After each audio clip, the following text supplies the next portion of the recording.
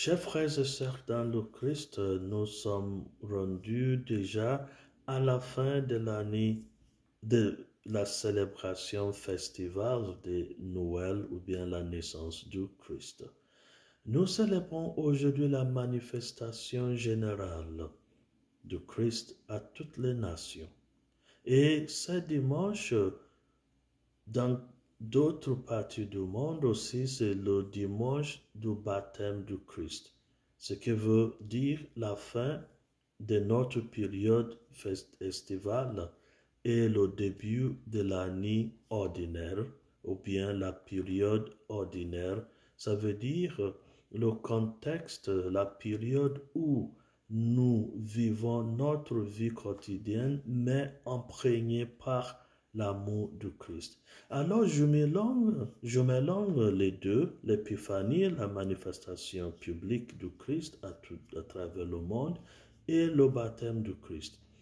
Comment harmoniser ces deux fêtes?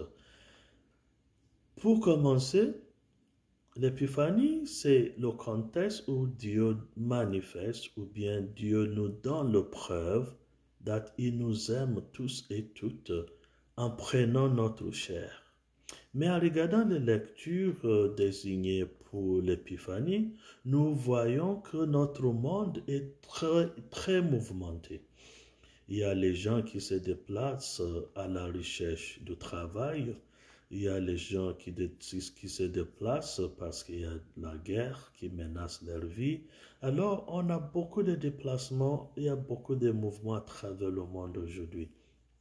Mais tout cela vous nous dit que Dieu se trouve partout où nous sommes, partout où nous irons. Et les deux façons de rencontrer le bon Dieu que la fête de l'Épiphanie nous démontre, c'est le fait que à travers l'Écriture sainte, nous rencontrons le bon Dieu, et à travers la science, à travers la nature, Dieu se révèle aussi à nous. Et la façon dont cela est manifesté à travers l'Évangile, lu aujourd'hui dans le contexte de l'Épiphanie, c'est l'Évangile qui nous parle des rois mages qui se sont déplacés de l'Orient vers l'Occident pour à la recherche du bon Dieu, l'enfant roi, l'enfant Dieu, Jésus le Christ. Alors ils se sont rendus en Israël, en Palestine, à la recherche de l'enfant né, et ils étaient guidés par l'étoile. Alors, c'est ça la science. La science les a guidés vers le bon Dieu, l'enfant né, Jésus le Christ, et c'est à travers cette étoile qu'ils ont pu trouver l'enfant Jésus le Christ. Mais aussi, on nous a dit que le roi Hérode a trouvé que les sages d'Israël, à travers les lectures de l'Écriture sainte, ce que nous appelons la Bible aujourd'hui, ils ont pu corroborer ce que la science a démontré au roi mage. À travers l'Écriture sainte, nous avons aussi le témoignage de là où l'enfant sera né, à Bethléem. Alors, ça veut dire que nous rencontrons le bon Dieu à travers la Bible, à travers l'Écriture sainte, mais aussi Dieu se révèle à travers nos sciences. Ce que cela veut dire, c'est ce que la science et la foi ne sont pas contradictoires. Les deux nous mènent vers le bon Dieu. Alors, la célébration tout d'abord de l'Épiphanie, c'est ce que Dieu a pris notre chair. Ça veut dire Dieu se représente dans toutes les races du monde entier. Alors, la couleur de nos peaux respectives n'est pas l'indication de l'absence de Dieu. Au contraire, c'est la manifestation de Dieu dans toutes nos différences. Alors, différences raciales, cela veut dire. Alors, aujourd'hui, ayant compris que Dieu se manifeste à travers nos races respectives et à travers nos séances, nos coutures, c'est de voir comment l'Écriture sainte rejoint nos séances, nos cultures, pour que les deux soient un. Alors la manifestation de Dieu, c'est la réconciliation des différences et la reconnaissance de l'unité qui se trouve à travers les êtres humains, à travers les cultures et à travers toute science. Alors si aujourd'hui, si nous célébrons dans d'autres parties du monde le baptême du Christ, ce qui veut dire que c'est la fin de l'année liturgique, cela nous invite à être aujourd'hui dans nos quotidiens des personnes qui révèlent à travers nos actions, nos activités, l'unité humaine, l'unité culturelle, l'unité scientifique, l'unité de la foi.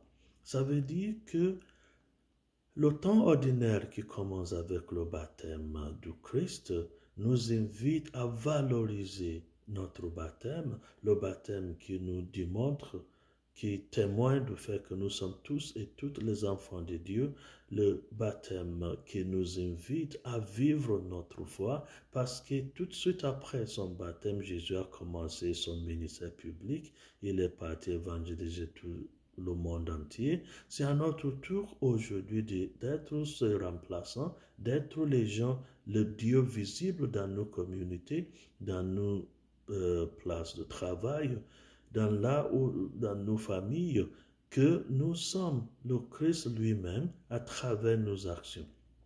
Alors, les guerres qui nous menacent, la pauvreté inutile qui nous guette et l'insécurité à travers le monde et l'exploitation, Dieu nous invite à mettre fin à tout cela à travers l'amour.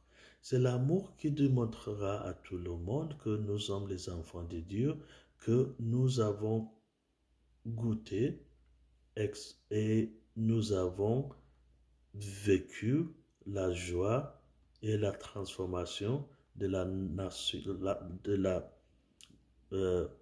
naissance de Christ, et que nous sommes à notre tour les représentants de Christ, ses disciples et ceux et celles qui doivent aujourd'hui manifester la présence de Christ. Nous sommes les rois mages, nous sommes les personnes qui doivent utiliser nos sciences pour manifester la présence de Dieu.